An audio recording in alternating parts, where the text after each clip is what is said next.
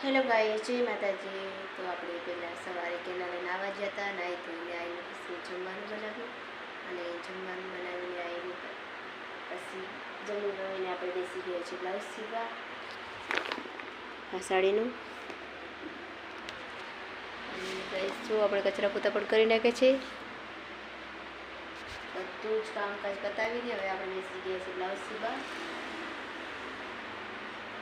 Guys તો આજથી આપણે મતલબ આજથી મેં નિવડાશું કે હું ડેલી બ્લોગ કરીશ. મતલબ આજ 14 તારીખે ને આવતી 14 તારીખ સુધી આપણે રોજ જ બ્લોગ કરશું.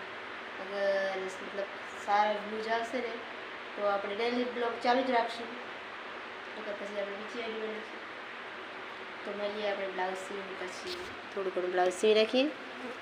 અમારી હેન ગયું છે ખેતર ગાઈસ. ગાઈસ તો આપણે બ્લાઉઝ અધૂરું મૂકીને પછી આપણે સૂઈ ગયા હતા કેમ કે મશીન થોડુંક બગડ્યું હતું એટલે હજુ હું નહીં કર્યું. મોડા કરશું અને અત્યારે આપણે ઉઠીને જો કચરો વાળી દઈએ. અમારી હેન્ડ પારે ગયો ઉઠીને રમવા. એ પણ આવી ગયા હતા ખેતરે. આપણે કાઢીએ છીએ હવે કચરો.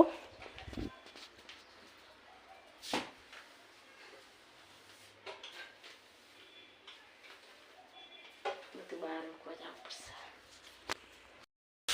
ગાઈસ તો આપણે કચરો વાળીને હવે ચાર સાઈડમાં સવારની શાક બનાવવા બેસી ગયા છીએ. જો